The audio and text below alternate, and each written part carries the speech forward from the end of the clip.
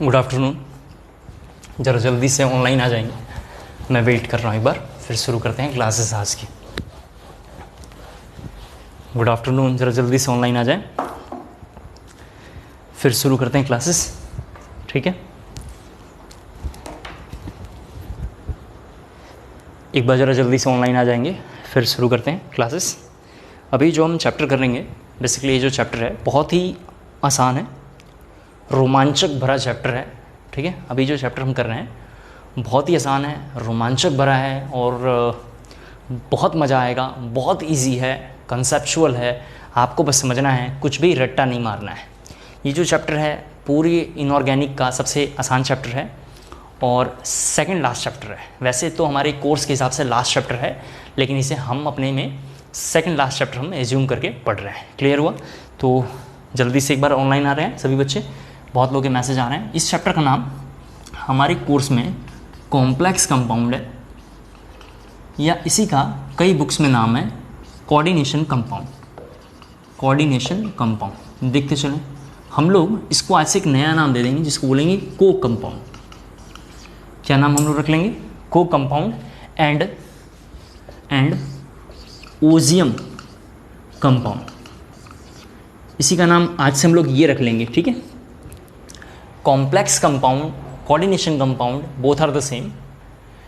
इसी का नाम अब हम लोग क्या रख लेंगे? को कंपाउंड। और इसी का नाम हम रखेंगे को कंपाउंड एंड ओजियम कंपाउंड। ओजियम दैट इज ऑर्गेनोमेटालिक कंपाउंड। ओजियम का फुल फॉर्म क्या है?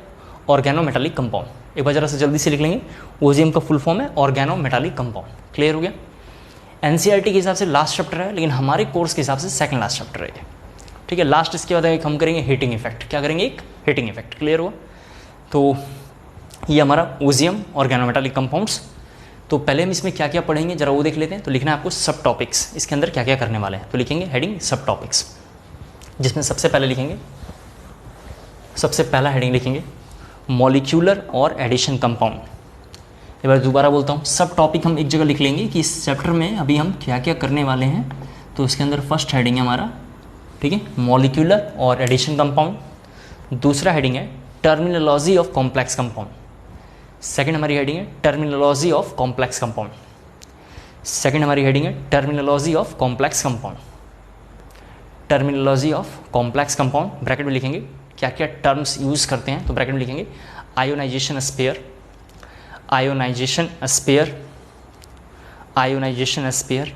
फिर लिखेंगे coordination sphere, ionization sphere, bracket में लिखेंगे कोऑर्डिनेशन स्पेयर। कमा देके लिखेंगे central metal atom, central metal atom, slash देके लिखना ion, central metal atom slash central metal ion. यही बात है, central metal atom, central metal ion. D block में हमने थोड़ा पिछले क्लासों में सेंट्रल मेटल एटम किसको बोलते हैं आपको मैंने डिस्कस किया था। इस पूरे चैप्टर को क्रिस्टल क्लियर जब हम पढ़ेंगे ना, जब इस पूरे चैप्टर को जब हम अच्छे से तैयार करेंगे तो डी ब्लॉक अपने आप क्लियर हो जाएगा। मैं आपको समझाना चाहता हूँ डी ब्लॉक, मेटलर्जी और कॉम्प्लेक्स एक दूसरे से जुड़े हुए हैं। जो बच्चा इनको तैयारी अच्छे से करेगा तभी वो समझ पाएगा। कैसे होता है मेटलर्जिकल प्रोसेस, हम मेटलर्जी से मेटल को बाहर निकालते हैं, उसी मेटल को लाके हम पूरा डिटेल में डी ब्लॉक में पढ़ते हैं। फिर उसी मेटल का नेचर कैसा होगा, बिहेवियर कैसा होगा, कलर शो करेगा नहीं करेगा, वो सब पूरा डिटेल में हम कॉम्प्लेक्स कंपाउंड में लाके पढ़ते हैं। तो बेसिकली ये 3 चैप्टर्स आर एक दूसरे से कह सकते हैं हम कंबाइन हैं और बहुत ही रोमांचक है और बहुत ही इजी चैप्टर है। तो हमने लिखा पहला आयोनाइजेशन स्पेयर, कोऑर्डिनेशन स्पेयर, फिर उसी में लिखना है सेंट्रल मेटल एटम आयन, फिर कमा देके लिखना है कोऑर्डिनेशन नंबर, कोऑर्डिनेशन नंबर, फिर कमा देके लिखना है लिगैंड। इसको लाइगेंड लिखते हैं लेकिन लिगेंड पढ़ते हैं, थोड़ा ध्यान रखना, इसका नाम है लिगेंड। लिखेंगे लिगेंड, फिर कमा देके लिखेंगे कोऑर्डिनेशन पॉलीहेड्रॉन, कोऑर्डिनेशन पॉलीहेड्रॉन। यहाँ देख लिखा कोऑर्डिनेशन पॉलीहेड्रॉन, ठीक है, कोऑर्डिनेशन पॉलीहेड्रॉन। ठीक है, इसके बाद अगला थर्ड पॉइंट लिखना है, ये तो सेकंड पॉइंट था, थर्ड पॉइंट लिखना है। इसके बाद क्या पढ़ेंगे? Third types of ligand. Third हमारा टाइप्स ऑफ लिगेंड जो सबसे ज़्यादा इंपॉर्टेंट है, इसके ऊपर लिखेंगे याद रखें। टाइप्स ऑफ लिगेंड के ऊपर लिखेंगे याद रखें, टाइप्स ऑफ लिगेंड के ऊपर लिखेंगे याद रखें। इसके बाद अगला पॉइंट लिखेंगे EAN एंड ऑक्सीडेशन नंबर। अगला पॉइंट है EAN, कुछ होता होगा, हम इसको पूरा डिटेल में पढ़ेंगे, एंड ऑक्सीडेशन नंबर। मैं इसको पूरा डिटेल में पढ़ाने वाला हूँ, EAN एंड ऑक्सीडेशन नंबर। फिर अगला पॉइंट लिखेंगे नोमेनक्लेचर ऑफ को compound, nomenclature of complex compound या को कंपाउंड, एक ही बात है, नोमेनक्लेचर ऑफ को कंपाउंड या कॉम्प्लेक्स कंपाउंड। फिर अगला लिखेंगे Werner coordination theory, Werner coordination, Werner ऐसे लिखना है, अगला पॉइंट है Werner coordination theory, coordination theory, ठीक है। फिर अगला लिखेंगे bonding in complex compound, bonding in को कंपाउंड, बॉन्डिंग 2-3 तरीके का होता है, जरा देख लें। पहले का नाम है VVT और दूसरा लिखेंगे CFT। ये सब मैं एक एक करके डिटेल में पढ़ाऊंगा। ये चैप्टर टोटल 15 डेज का है। कितने दिन लगेंगे? 15 आवर्स के आसपास लगेगा। फिर अगला पॉइंट लिखेंगे स्टेबिलिटी ऑफ कॉम्प्लेक्स कंपाउंड, अगला पॉइंट लिखेंगे स्टेबिलिटी ऑफ कॉम्प्लेक्स कंपाउंड। फिर अगला पॉइंट लिखेंगे आइसोमेरिज्म इन कॉम्प्लेक्स कंपाउंड, अगला हमारा है स्टेबिलिटी ऑफ कॉम्प्लेक्स कंपाउंड। फिर अगला है आइसोमेरिज्म इन कॉम्प्लेक्स कंपाउंड और लास्ट लिखेंगे ऑर्गेनोमेटालिक कंपाउंड्स, लास्ट लिखेंगे ओजियम या ऑर्गेनोमेटालिक कंपाउंड्स, ओजियम या organometallic compounds. Once again I repeat, इस चैप्टर के बारे में थोड़ा ब्रीफिंग कर दूं। चैप्टर का नाम है कोऑर्डिनेशन कंपाउंड, क्लास 12 का लास्ट चैप्टर है, चैप्टर नंबर 9 है फर्स्ट बुक में। इसको हम लोग बोलेंगे complex compound, coordination compound, both are the same. इसको अपन लोग बोलेंगे को कंपाउंड, शॉर्ट फॉर्म, और ऑर्गेनोमेटालिक कंपाउंड। 2 चैप्टर इसमें कंबाइन होकर बने हुए हैं। फर्स्ट बात। दूसरी इंपॉर्टेंट बात, इसके अंदर सब टॉपिक हमने डिसाइड किया है। सब टॉपिक मैंने आपको बताया सबसे पहले क्या इसमें मॉलिक्यूलर एडिशन कंपाउंड, दूसरा है कुछ टर्म्स हैं तो टर्मिनोलॉजी इन कॉम्प्लेक्स कंपाउंड, थर्ड हमने बोला था टाइप्स ऑफ लिगेंड। इस चैप्टर का बैकबोन है, इस चैप्टर का वो बैकबोन है। अगर टाइप्स ऑफ लिगेंड अगर आपका अच्छा नहीं है तो ये चैप्टर आपका खराब हो जाएगा, तो टाइप्स ऑफ लिगेंड। फिर अगला मैंने बोला effective atomic number and oxidation number, effective atomic number and oxidation number काफ़ी इंपॉर्टेंट है, उसको जरा अच्छे से तैयार करेंगे। फिर इसके बाद हमने बोला था effective atomic number and oxidation number के बाद हमने बोला नोमेनक्लेचर ऑफ कॉम्प्लेक्स कंपाउंड। फिर हमने बोला था वर्नर कोऑर्डिनेशन थ्योरी। फिर हमने बोला bonding in complex compound, bonding in complex compound जिसके अंदर VVT CFT लिखा है। इसके बाद अगला हमने बोला stability of complex compound, stability of complex compound. फिर अगला हमने बोला आइसोमेरिज्म इन कॉम्प्लेक्स कंपाउंड और the last point organometallic compounds. Okay clear? तो 2-3 बातें और सुन लें आप। इस चैप्टर में डी एंड ब्लॉक अच्छे से क्लियर होगा। डी एंड ब्लॉक वहाँ पे हमने थोड़ा लिखा है, बीच बीच में मैं ड्यूरिंग लेक्चर बोलते रहता हूँ ये कॉम्प्लेक्स में होगा, ये कॉम्प्लेक्स में होगा, तो यहाँ पे क्रिस्टल क्लियर होगा। तो इस चैप्टर को जैसे ही खत्म होगा डी एंड ब्लॉक आप पढ़ लीजिएगा, 5 मिनट में डी एंड ब्लॉक समझ में आ जाएगा। इस चैप्टर के खत्म होते ही डी एंड ब्लॉक 5 मिनट का चैप्टर है, नाम बड़े दर्शन छोटे, खत्म हो जाएगा। थर्ड इंपॉर्टेंट बात, मेटलर्जी से हम एलिमेंट को बाहर निकालते हैं, मेटलर्जी से मेटल को बाहर निकालते हैं, उसी मेटल को रिफाइनिंग करके हम सेपरेट करके निकाल के लाते हैं, उसी को हम डी ब्लॉक में पढ़ते हैं, क्योंकि डी ब्लॉक का मेटल होता है सिल्वर, गोल्ड, कॉपर, किसी को भी पढ़ लो आप, प्लैटिनम किसी को भी पढ़ लो, आयरन वायरन सब कहाँ का है? डी ब्लॉक का है। उसी डी ब्लॉक का मेटल को यहाँ पर लेकर आते हैं, तो शेप, हाइब्रिडाइजेशन, कलर, बिहेवियर सब कुछ यहाँ पे क्रिस्टल क्लियर होकर आपको दिखाई देता है। क्लियर हो पाया? तो तीनों एक दूसरे से लिंक है। फोर्थ इंपॉर्टेंट बात, केमिकल बॉन्डिंग में इस चैप्टर का थोड़ा हमने कुछ टॉपिक किए थे, केमिकल बॉन्डिंग क्लास 11 में कुछ चैप्टर किए थे, तो वो भी बीच बीच में आएगा। एक बात। दूसरी इंपॉर्टेंट बात, इस चैप्टर के लिए सपोर्टिंग चैप्टर का नाम है केमिकल बॉन्डिंग। जो चैप्टर इसमें थोड़ा थोड़ा रोल प्ले करेगा हल्का हल्का, उसका नाम है केमिकल बॉन्डिंग। अगर आपने हमारे पास केमिकल बॉन्डिंग किया होगा वेल एंड गुड, आपने मेरे पास नहीं करा और अच्छा है, अगर आपने मेरे पास किया होगा तो बहुत अच्छा है, नहीं किया है तो कोई फ़र्क नहीं पड़ता है। एकदम बिगनिंग से एकदम शुरू से पढ़ाऊँगा, आपको कोई भी प्रॉब्लम नहीं आएगी। जो बच्चे मेरे पास पढ़े थे उनका होमवर्क जरा सा सुन लें, क्या है घर पे देख लेंगे। केमिकल बॉन्डिंग में हमने सबसे पहले VVT, VSEPR, हाइब्रिडाइजेशन, MOT, ये सब हमने टॉपिक पिछले क्लास में घर पे पढ़ लिया था, यानी पिछले क्लास में मैंने आपको पढ़ाया था, अपने घर पे अच्छे से रिवाइज कर लिया होगा। उसमें एक टॉपिक हमने लिखा था CFT, जो वहाँ पे छोड़ दिया था, तो VVT और CFT मैं पूरा डिटेल में यहाँ पढ़ाऊँगा। VVT और CFT एक बार दोबारा मैं यहाँ डिटेल में पढ़ाऊँगा, सभी बच्चे सुन लें इसको, यहाँ पर एक बार और हम करेंगे। एक और इम्पॉर्टेंट बात, IUPAC nomenclature of organic compounds मैंने क्लास 11th में किया था, क्लास 12th के बैच में भी मैंने एकदम शुरू से पढ़ाया है। वो IUPAC nomenclature of organic compound है। उस हेडिंग का क्या नाम था?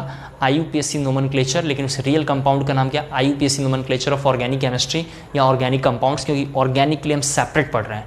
लेकिन यहाँ पे जो हम पढ़ेंगे उसका नाम है IUPAC nomenclature of inorganic compounds. यहाँ पे क्या नाम है? IUPAC nomenclature of complex compound, complex compound that is inorganic compounds, that is inorganic compounds. सभी बच्चों को जरा समझ में आ गया हो तो यस मैसेज जरा जल्दी से ड्रॉप करेंगे। यहाँ तक पूरी बात जरा समझ में आया हो तो जरा यस मैसेज जल्दी से ड्रॉप करेंगे। यहाँ तक पूरी बात जरा समझ में आ गया हो तो यस मैसेज जल्दी से ड्रॉप करेंगे। और हमने हेडिंग शुरू करना है एडिशन कंपाउंड से, लेकिन थोड़ा और पीछे से जाकर हम लोग शुरू करेंगे। तो हमारी आज की हेडिंग है types of salt. Types of salt. सबसे पहला सॉल्ट का नाम है नॉर्मल सॉल्ट। नॉर्मल सॉल्ट जिसको अपन लोग बोला करेंगे अब से NS। नॉर्मल सॉल्ट में लिखना है, सभी बच्चे देखेंगे नॉर्मल सॉल्ट में लिखना है आपको, फटाफट थोड़ा लिखेंगे। नॉर्मल सॉल्ट में लिखना है total number of cation plus total number of anion, total number of cation plus total number of anion, ये नॉर्मल सॉल्ट है। आप देख सकते हैं यहाँ पे, देख सकते हैं यहाँ पे टोटल केटायन और टोटल एनायन, यहाँ -1/2 है, यहाँ -1/3 है, नॉर्मल सॉल्ट। दूसरा लिखेंगे एसिडिक सॉल्ट, एसिडिक सॉल्ट, इसमें लिखना है at least 1 hydrogen atom are present, at least 1 hydrogen atom are present in salt, in salt is known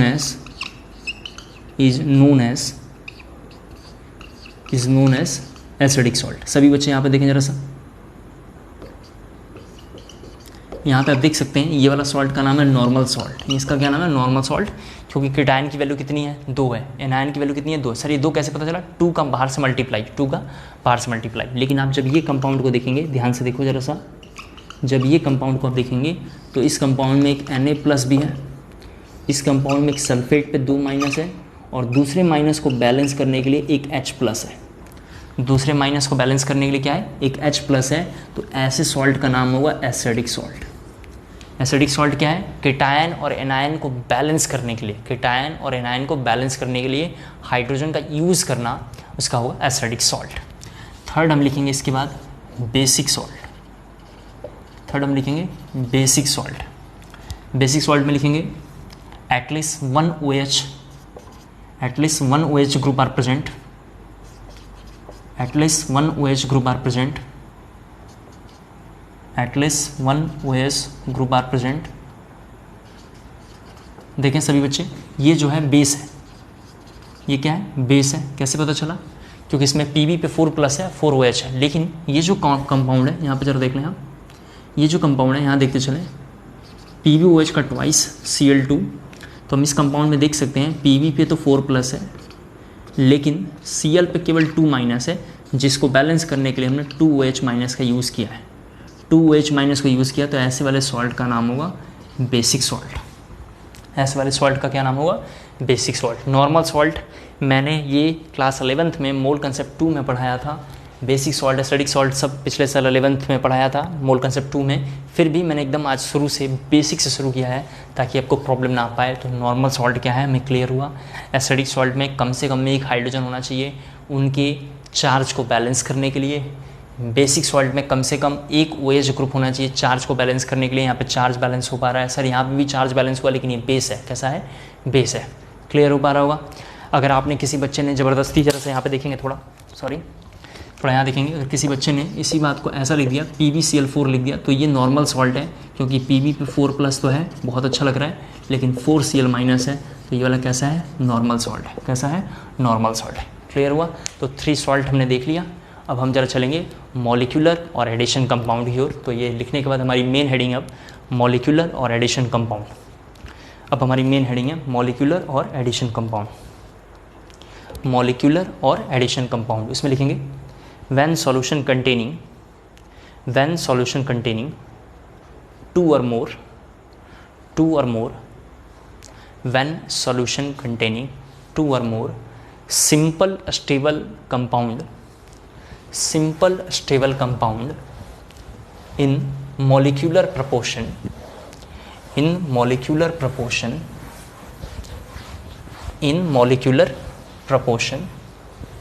लिखा आप लोगों ने are allowed to evaporate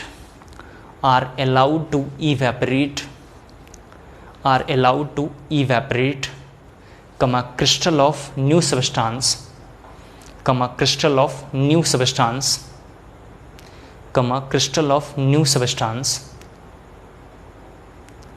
are obtained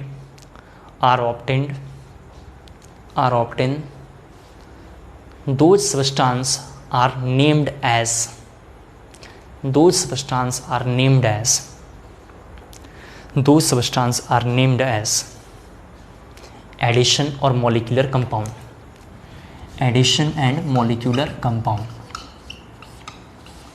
Addition and molecular compound.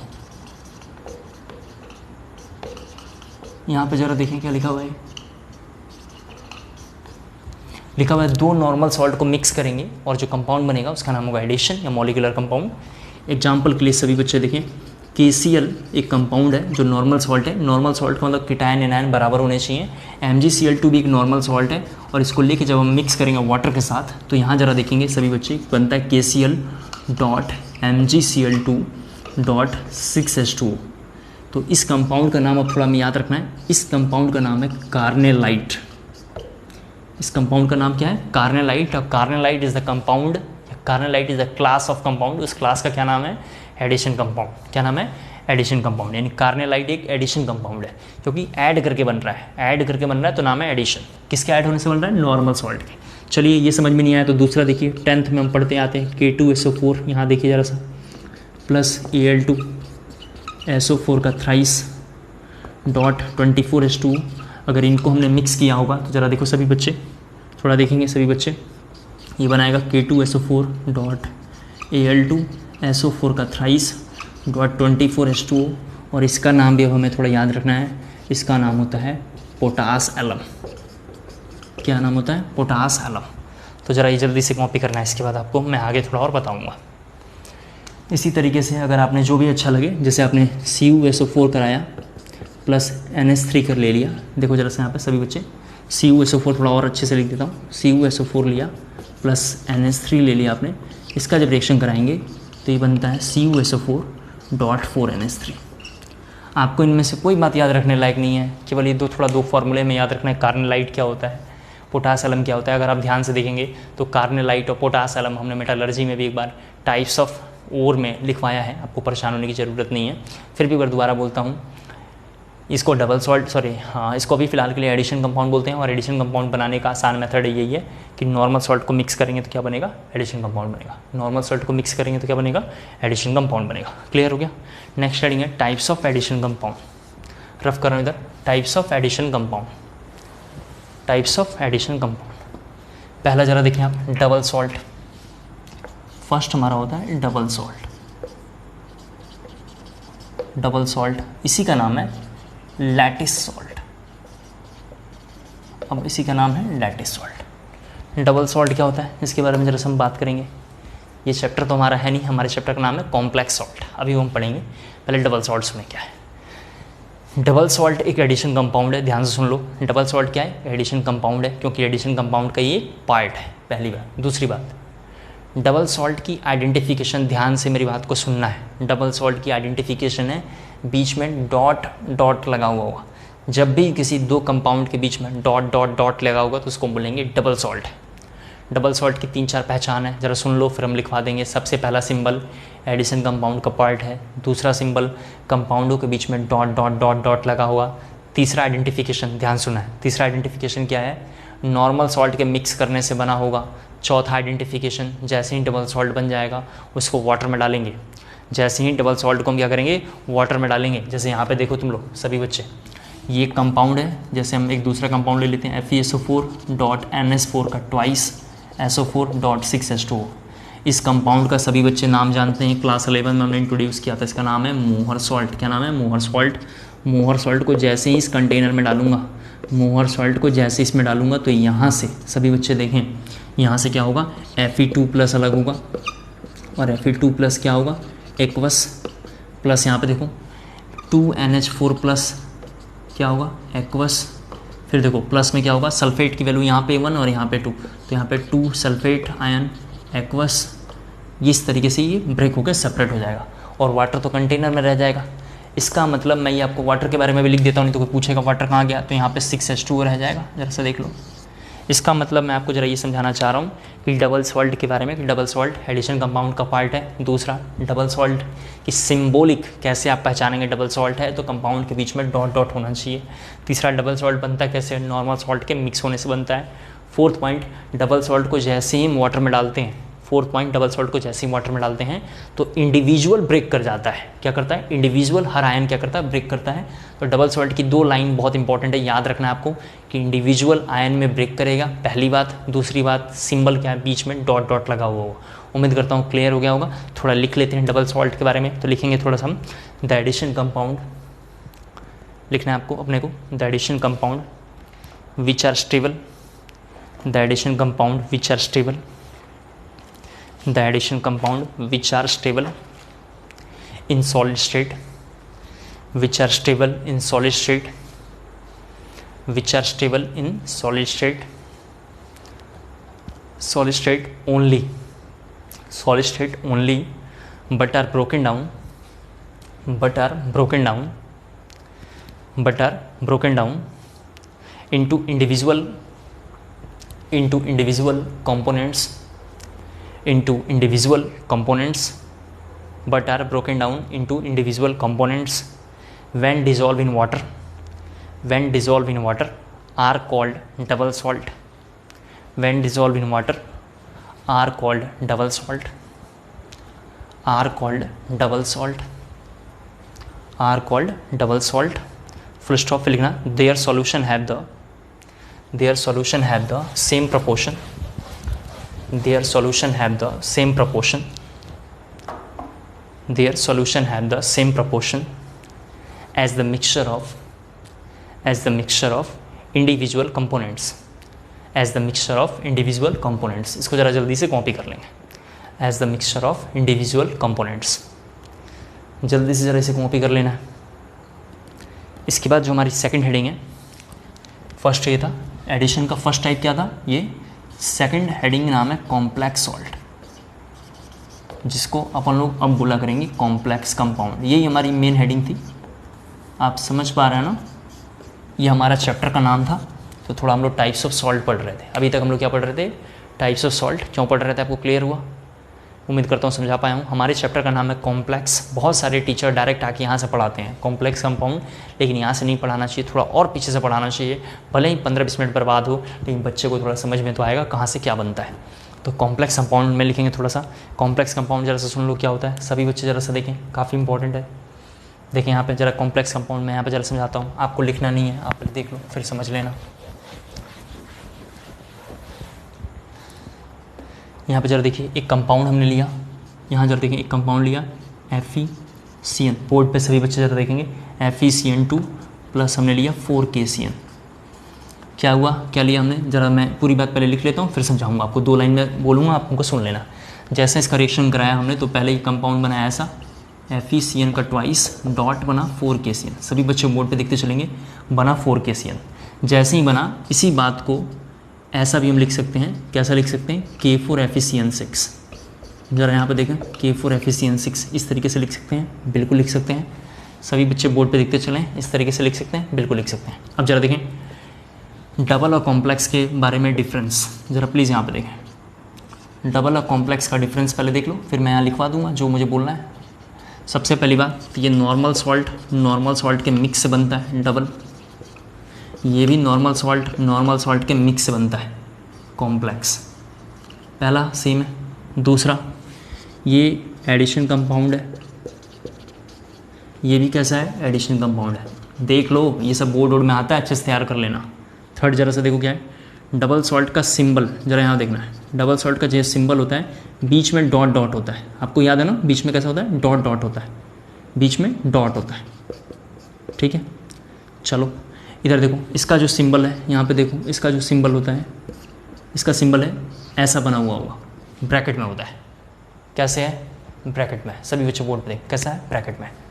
Fourth जरा सा देखें, कोई डबल सॉल्ट, DS का मतलब डबल सॉल्ट। डबल सॉल्ट को जैसे वाटर में डालेंगे, जरा प्लीज़ यहाँ देखें, डबल सॉल्ट को जैसे ही वाटर में डालेंगे तो ये इंडिविजुअल ब्रेक करता है। ये क्या करता है, इंडिविजुअल ब्रेक करता है। ये कैसा होता है, इंडिविजुअल ब्रेक करता है। जरा यहाँ पे देखो, कॉम्प्लेक्स कंपाउंड, इसको बोलते हैं कॉम्प्लेक्स कंपाउंड या सॉल्ट। इसको जब वाटर में डालते हैं, ध्यान से देखें, तो ये वाटर में ब्रेक नहीं करता है। Do not break water, do not break in water. ये थोड़ा एक बार मैं जरा इधर पहले समझाता हूँ, पहले फिर मैं लिखवा दूंगा। अब देखें, आप नॉर्मल सॉल्ट मिक्स होगा, double salt normal salt mix होगा, कॉम्प्लेक्स। दोनों एडिशन के पार्ट हैं, दोनों का सिंबल में एक डॉट है और एक में स्क्वायर ब्रैकेट है। फोर्थ, डबल सॉल्ट को डालते हैं तो इंडिविजुअल आयन ब्रेक करता होगा। कैसे पता चला इंडिविजुअल आयन ब्रेक करता होगा, जिस कंटेनर में डबल सॉल्ट को हमने डाला, ये कंटेनर था, जैसे मान लेते हैं जरा समझाने के लिए। यहाँ पे देखें, बोर्ड पे देखें, ये कंटेनर है, इस कंटेनर में हमने डबल सॉल्ट को डाल दिया। डबल सॉल्ट को जैसे डालेंगे तो ये आयन इसके अंदर क्या होगा, डिजॉल्व हो जाएगा। आयन क्या हो जाएगा, डिजॉल्व हो जाएंगे। तो आयन का हम क्या करेंगे, टेस्ट ऑफ आयन करा देंगे। आयन का क्या करेंगे, टेस्ट ऑफ आयन करा देंगे। टेस्ट ऑफ आयन अगर हम करा देंगे तो यहाँ से इंडिविजुअल आयन मिल जाएगा, यहाँ से क्या होगा, इंडिविजुअल आयन मिल जाएगा। लेकिन जब कॉम्प्लेक्स कंपाउंड का कराया गया, जब कॉम्प्लेक्स कंपाउंड का जब ब्रेक कराया गया तो कायदे से, जरा यहाँ से देखें, कायदे से ये जो कंपाउंड है, कायदे से रूट नंबर 1 ऐसे लिख रहा हूँ, आपको लिखना नहीं है, ये रूट नंबर 1 है। कायदे से ये ऐसे ब्रेक करना चाहिए था, 4K प्लस, यहाँ पे देखें जरा सा, plus Fe plus 6Cn negative, ज़रा देख लें, ऐसा ब्रेक करना चाहिए था। लेकिन देखा गया ऐसा ब्रेक नहीं हुआ। फिर से थोड़ा ध्यान से मेरी बात को सुने। डबल सॉल्ट को वाटर में डालते हैं तो इंडिविजुअल ब्रेक करता है। कैसे पता चला इंडिविजुअल है, तो इंडिविजुअल हमने टेस्ट करा लिया। इंडिविजुअल हमने क्या किया, टेस्ट करा लिया। इसके बाद हमने बताया इसका सिंबल ऐसे है, इसका सिंबल डॉटेड है। जब हमने इसको कराया तो ये भी इंडिविजुअल ब्रेक कर जाना चाहिए था, लेकिन ये इंडिविजुअल ब्रेक नहीं किया। इंडिविजुअल ब्रेक नहीं किया, इसका मतलब ये इस तरीके से ब्रेक नहीं हुआ। अब इस तरीके से ब्रेक नहीं हुआ तो मतलब क्या हुआ, नहीं, सिंपल आयन में ब्रेक नहीं हुआ भाई, सिंपल आयन में ब्रेक नहीं हुआ। समझ पा रहे हैं, सिंपल आयन में ब्रेक नहीं हुआ। कैसे पता चला होगा कि सिंपल आयन में ब्रेक नहीं किया, जरा ध्यान सुनना है। कैसे पता चला सिंपल आयन में ब्रेक नहीं किया, तो देखा गया ऐसा, जरा देखें यहाँ पे लिख देता हूँ, रूट नंबर 2।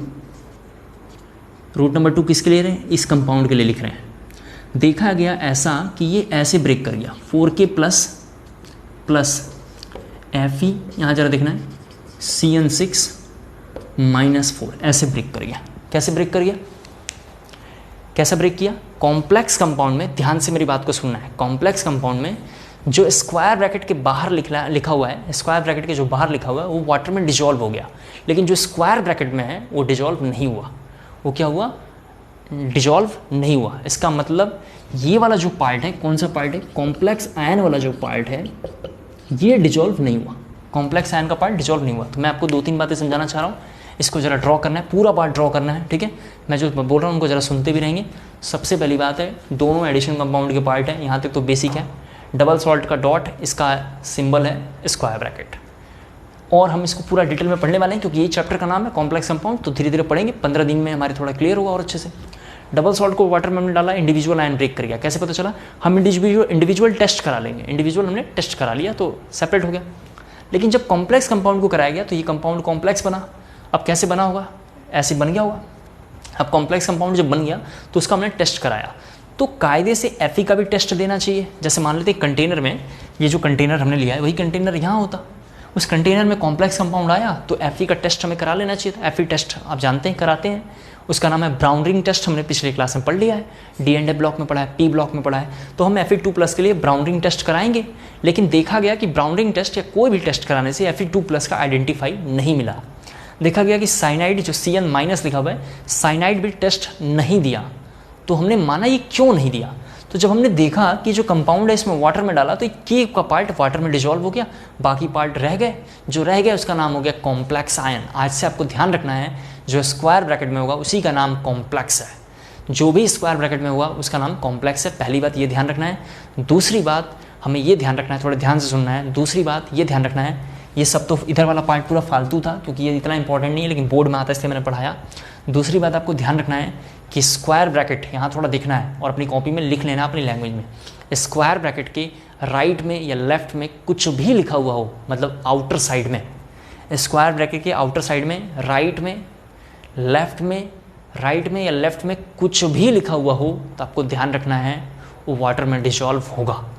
थोड़ा दोबारा सुन लें आप, दोबारा बोलता हूँ। चैप्टर का नाम कॉम्प्लेक्स कंपाउंड है जिसको अभी हम शुरू करने वाले हैं।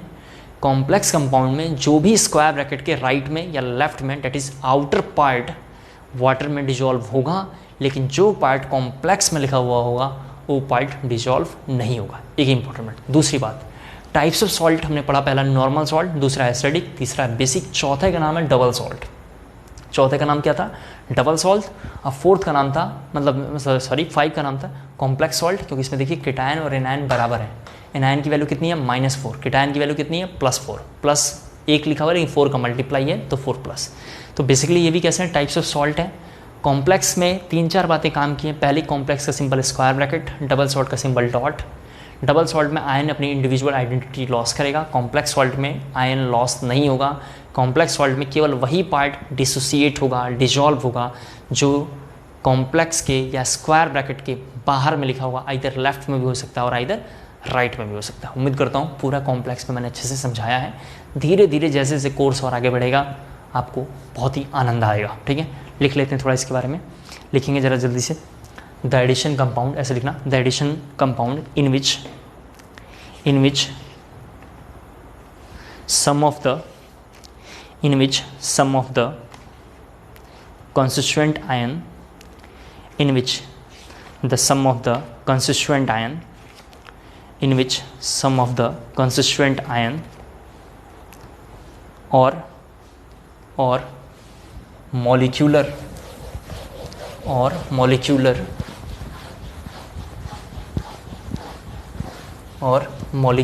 लिखा आप लोगों ने, और molecular lose their identity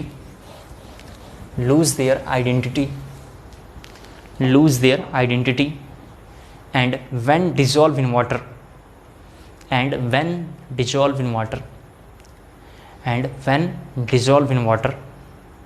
they do not break up,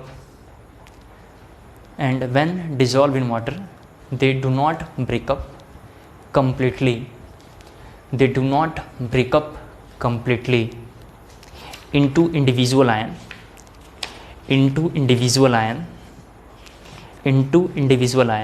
are co-compound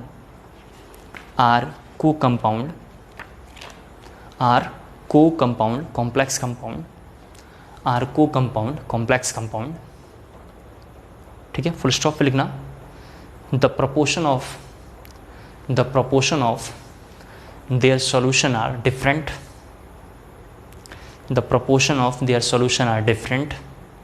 than those of their constituent। लिख दिया आप लोगों ने। पैराग्राफ जरा चेंज करके बिल्कुल शुरू से लिखना है। A complex compound may be defined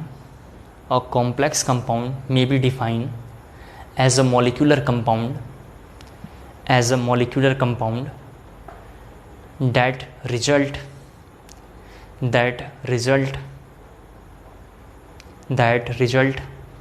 from the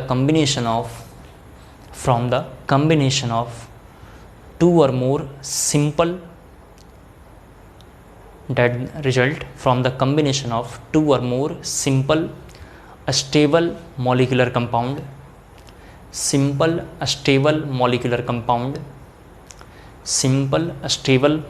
compound are retain its identity in the solid as well as in dissolved state।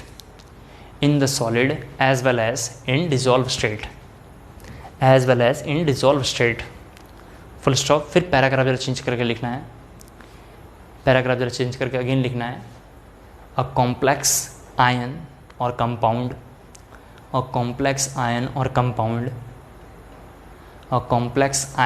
Compound may be defined as an electrically charged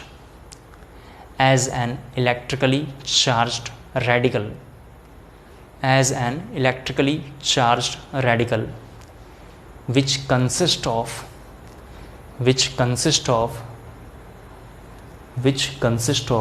central metal atom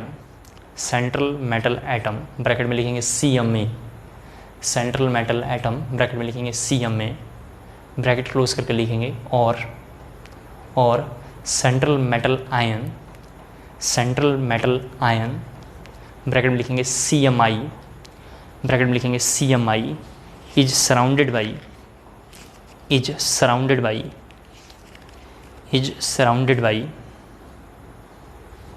a group of ions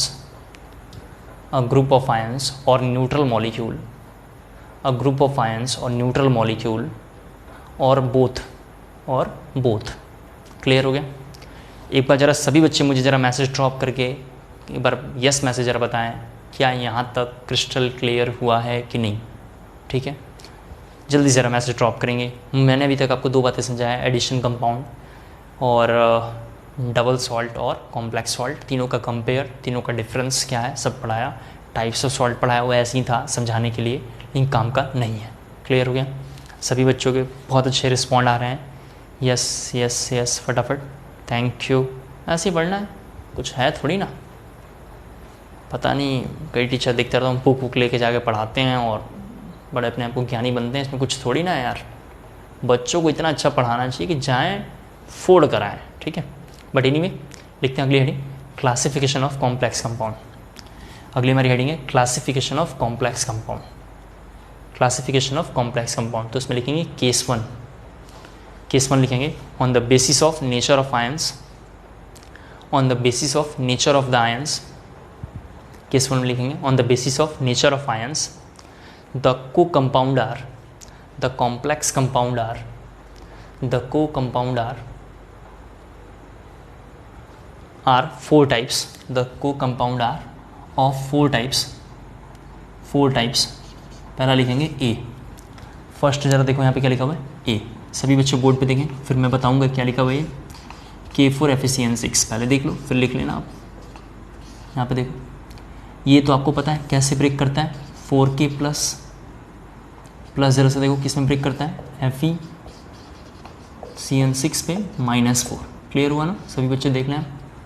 तो ये कैसा है, simple cation है। ये कैसा है, जरा यहाँ पे देखो, ये कैसा है, सिंपल केटायन। और ये जरा से देखो कैसा है, कॉम्प्लेक्स कैसा है, एनायन है। ठीक है, तो फर्स्ट लिखेंगे वहाँ पे, फर्स्ट लिखना है आपको, और simple cation and complex anion, और simple cation and complex anion. First लिखेंगे simple cation and complex anion. Clear हो गया? और सिंपल केटायन और कॉम्प्लेक्स एनायन। दूसरा लिखना है आपको कॉम्प्लेक्स केटायन, दूसरा लिखना है आपको कॉम्प्लेक्स केटायन, दूसरा आपको लिखना है complex cation and simple anion, complex cation and simple anion. सभी बच्चे बोर्ड पे देखें, जब ये वाटर में जाएगा तो ये ऐसे ब्रेक करेगा, क्या कहते हो आप? ऐसे ब्रेक करेगा। क्यों करेगा ये ब्रेक? ऐसे, जो भी स्क्वायर ब्रैकेट के बाहर होगा, राइट लेफ्ट कहीं भी लिखा हुआ हो, वो डिजॉल्व होगा। तो ये बाहर था, ये डिजॉल्व हो गया, ये बाहर है, ये डिजॉल्व होगा। तो ये कैसा हो गया, कॉम्प्लेक्स पे केटायन है। कॉम्प्लेक्स कौन है? जो स्क्वायर ब्रैकेट में लिखा हुआ है, कॉम्प्लेक्स पे केटायन। और एनायन कहाँ पे? सिंपल एनायन है। एनायन कैसा है? सिंपल एनायन है। क्लियर हो गया? तो चलिए कॉपी करना है आपको। थर्ड इसके बाद लिखेंगे, सी ऑप्शन में लिखेंगे a complex cation and complex anion, a complex cation, a complex cation and complex anion, a complex cation and complex anion लिखा आप लोगों ने। उसमें ये एग्जांपल लिखना आपको,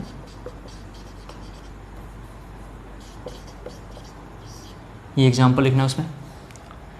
ये हम पढ़ेंगे, इसी चैप्टर में पढ़ने वाले हैं डिटेल में। फोर्थ लिखना है और न्यूट्रल मॉलिक्यूल, फोर्थ लिखना है और न्यूट्रल मॉलिक्यूल। फोर्थ हमारा है डी है, मतलब न्यूट्रल मॉलिक्यूल। न्यूट्रल मॉलिक्यूल में लिखना है CuGlide2। ये है न्यूट्रल का एग्जांपल, जरा देखें न्यूट्रल का एग्जांपल ये है NiCO4। कुछ नाम है, ग्लाई का कुछ नाम है, हम पढ़ने वाले हैं, आपको परेशान होने की ज़रूरत नहीं है। अगला एग्जांपल है NiDMG। DMG कुछ लिखा हुआ है, इसको पढ़ने वाले हैं, परेशान होने की कोई ज़रूरत नहीं है। DMG, FeCO5,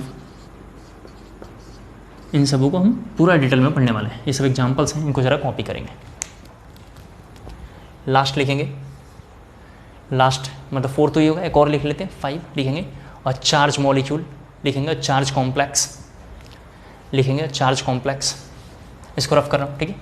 लिखना है आपको चार्ज कॉम्प्लेक्स। चार्ज कॉम्प्लेक्स जरा से देखो, ऐसे एग्जांपल बुक्स में लिखे रहते हैं। चार्ज कॉम्प्लेक्स में जैसे ये लिखना है,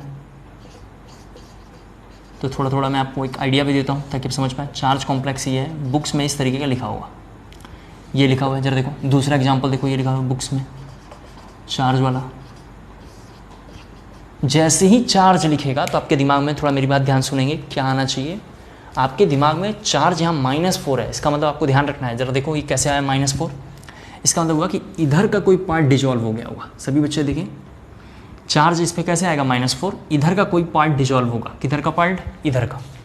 इधर का कोई पार्ट डिजॉल्व हो गया होगा। किसी कॉम्प्लेक्स पर माइनस साइन कब आ सकता है? जब इधर का कोई पार्ट डिजॉल्व होगा। तो आपको ये थोड़ा ध्यान रखना पड़ेगा कि किधर का पार्ट डिजॉल्व होगा तो क्या आएगा। देखो अब जरा सा, इधर का पार्ट डिजॉल्व होगा तो इसके ऊपर चार्ज आएगा, इधर का डिजॉल्व होगा तो इसके ऊपर चार्ज आएगा। इसका मतलब मुझे 2 बातें यहाँ बोलना है, थोड़ा ध्यान सुन लें। कॉम्प्लेक्स पे जो चार्ज आ रहा है, सभी बच्चे सुन लें, कॉम्प्लेक्स पे 2 ही चार्ज आ सकता है, कैटायन और एनायन। वो डिसाइड आउटर पार्ट कर रहा है। कौन डिसाइड कर रहा है? Outer part. आउटर पार्ट पे कितना है? -2, तो कितना आया? +2। आउटर पार्ट पे कितना है? 4 के प्लस, तो कितना साइन आया? -4। कॉम्प्लेक्स पे कौन सा चार्ज आएगा इसका डिसीजन आउटर पार्ट बताएगा। आउटर पार्ट का कुछ नाम है जो हम आगे धीरे धीरे पढ़ने वाले हैं, लेकिन अभी आउटर पार्ट डिसाइड करेगा कि कॉम्प्लेक्स पे क्या चार्ज आएगा, पहली चीज़। दूसरी इंपॉर्टेंट बात सुन लें आप फिर से, इसका जो चार्ज है वो बेसिकली बाहर वाले मतलब जो चार्ज है या चार्ज आयन या चार्ज कॉम्प्लेक्स जो बनेगा, अगर बाहर में कोई मॉलिक्यूल नहीं लिखा होगा तो चार्ज बन ही नहीं सकता है, क्योंकि बाहर वाला पार्टी क्या हो रहा है? वाटर में डिसॉल्व हो रहा है। उम्मीद करता हूँ आपको क्लियर हो गया होगा। ये मैंने सर समझाया। केस 2 लिखेंगे। केस 2 लिखना है आपको। On the basis of stability, on the basis of stability, on the basis of stability of complex compound. Case 2 है on the basis of stability of complex compound, of complex compound. ठीक है, comma देख लिखना। Complex compound are 2 types. Complex compound are 2 types. Complex compound are 2 types. पहला लिखेंगे perfect complex. ये class 12 के definition है, बोर्ड में आते हैं इनसे। पहला लिखा हुआ परफेक्ट, PER लिखा हुआ है, ये परफेक्ट कॉम्प्लेक्स। परफेक्ट कॉम्प्लेक्स, ठीक है। ये सब क्लास 12 के टॉपिक हैं, बोर्ड के लिए काफ़ी इंपॉर्टेंट है, इसको ज़रा अच्छे से तैयार करना है। Perfect complex. Case 2, case 3, case 4 जब हम पढ़ने वाले हैं, तीनों केस 2, केस 3, केस 4 से सभी से बोर्ड में क्वेश्चन आया हुआ है। इसको ज़रा अच्छे से तैयार करने की सख्त ज़रूरत है। पूरा डेफिनेशन है बोर्ड के लिए, हर हाल में इसे अच्छे से तैयार कर लेंगे। तो परफेक्ट में लिखेंगे in such complexes, in such complexes the complex ion is, the complex ion is, the complex ion is either completely stable, either completely stable, either completely stable or very feebly dissociated, or very feebly dissociated,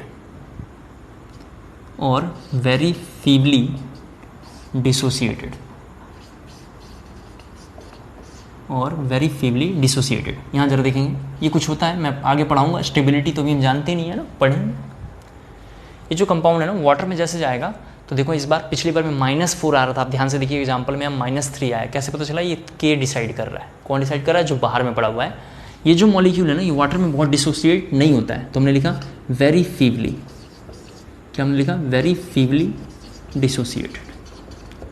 ये आपको लिखना है वहाँ पर। कुछ होता होगा, हम इसको पढ़ेंगे और डिटेल में, अभी तो फिलहाल लिख रहे हैं डेफिनेशन। दूसरा लिखेंगे इम्परफेक्ट और नॉर्मल कॉम्प्लेक्स।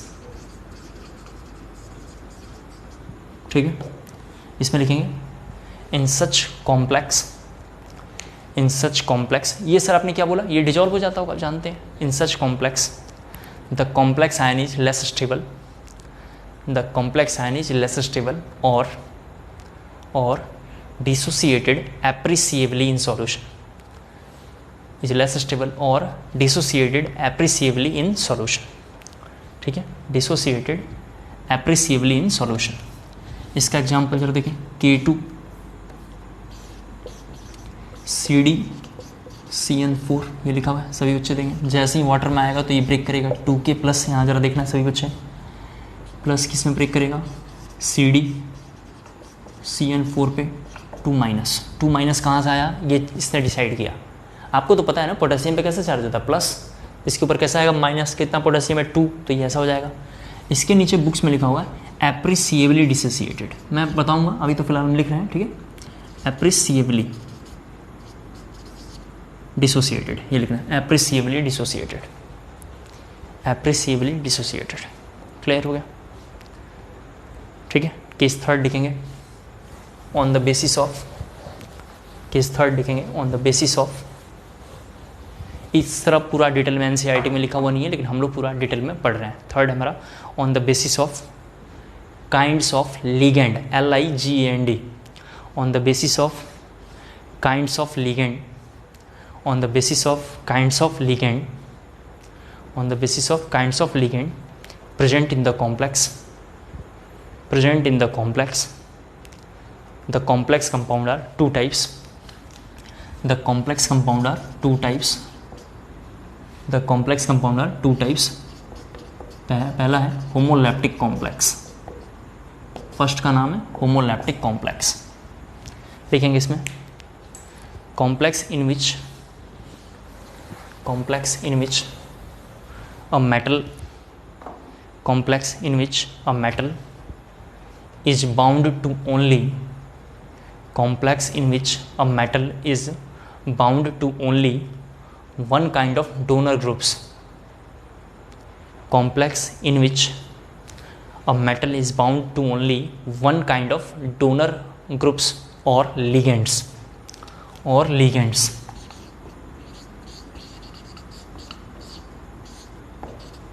जरा यहाँ देखते चलो कितने, जरा देखो यहाँ पे सभी बच्चे बोर्ड पे जरा देखें, ठीक है। ये जो होता है ना इसको लिगेंड पढ़ते हैं, अभी थोड़ा मैं आपको डिटेल में पढ़ाऊंगा लिगेंड। आप तो जानते हैं ना, लिखा है हमने सब, उसमें तुमने लिखा है सब टॉपिक में, तो अभी इसको क्या बोलते हैं लिगेंड।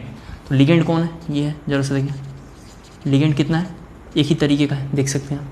तो लिखेंगे होमो, होमो का मतलब भी आपको पता है कैसा होता है, सेम होता है। दूसरे का नाम है हेट्रोलैप्टिक,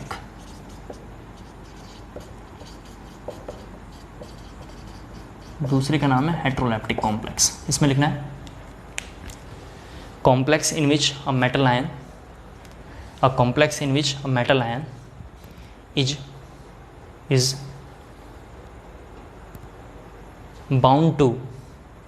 is bound to more than one kind of, is bound to more than one kind of donor groups, is more than one kind of donor groups or ligand are known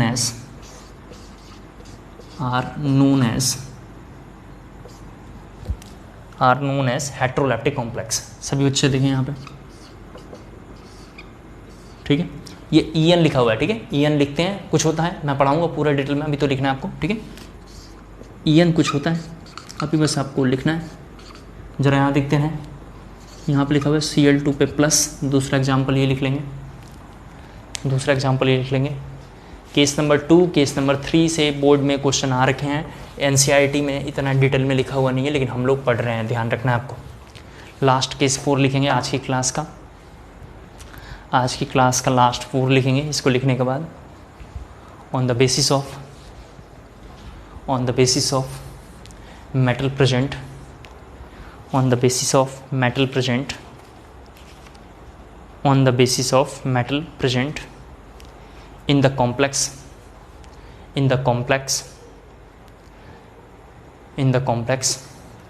the complex compound are two types, the complex compound are two types, the complex compound are two types।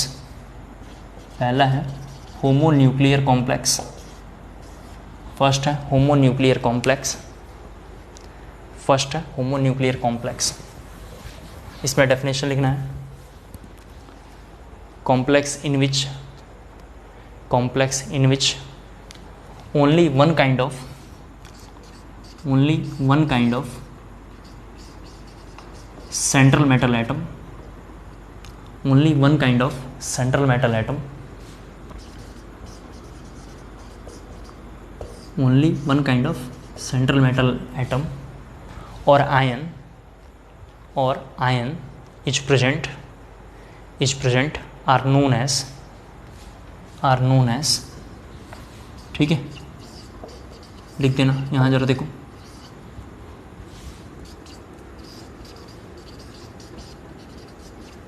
ठीक है, ये लिखना है। सब में D block के metal हैं, क्या मेटल डिफरेंट है क्या, नहीं। Fe कितना है, एक ही है। Cu कितना है, एक ही है। Hg कितना है, एक ही मतलब एक ही नेचर का है, सिल्वर कैसा एक ही नेचर का है। आपने जब देखा होगा डी एंड एफ ब्लॉक में हमने ऐसे कंपाउंड लिखा था, एजी वाला कंपाउंड लिखा था, एफ लिखा था, ये सब लिखा था। अब आप समझ पा रहे हैं कि डी ब्लॉक टॉपिक भी स्टार्ट हो गया है, डी ब्लॉक भी टॉपिक स्टार्ट हो गया है। दूसरा लिखेंगे, पहला होमोन्यूक्लियर था, दूसरा लिखेंगे पॉलीन्यूक्लियर कॉम्प्लेक्स। पॉलीन्यूक्लियर कॉम्प्लेक्स,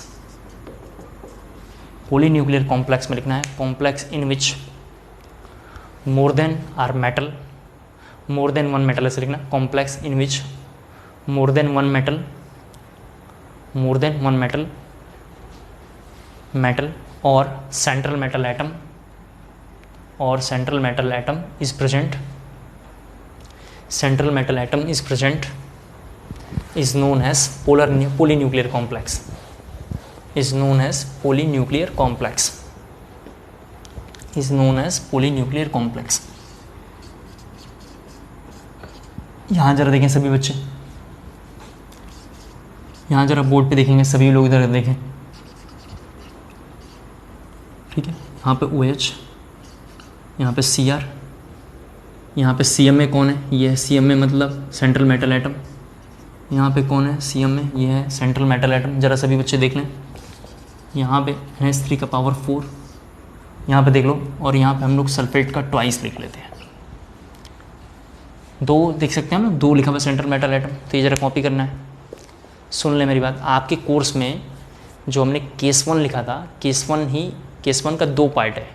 जो केस 1 में ए और बी ऑप्शन है वही है। NCERT में केस 1 के केवल 2 पार्ट हैं, ए और बी, लेकिन हम केस 1 के 5 को पूरा डिटेल में करेंगे।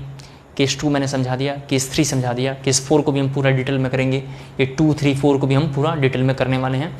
Case number 2, case number 3, case number 4 से ही बोर्ड में क्वेश्चन आ रखे हैं। पिछले 10 सालों के ट्रेंड में 4-5 बार है, आप इन्हें अच्छे से तैयार कर लेना। अब कल हम लोग शुरू करेंगे टर्मिनोलॉजी, और धीरे धीरे चैप्टर को आगे और ले चलेंगे। तो मुझे लगता है कि 14 डेज़ के आसपास में, 13 to 14 डेज़ में इस चैप्टर को हम लोग कवर कर लेंगे, ठीक है। बहुत ही अच्छा लगा होगा आपको चैप्टर, बहुत ही आसान है, मज़ा आएगा आपको। नहीं पढ़ाने वाले इसको बहुत कॉम्प्लिकेटेड कर देते हैं, लेकिन आपको बहुत ही आनंद आने वाला है। आज के लिए इतना बहुत, थैंक यू सो मच।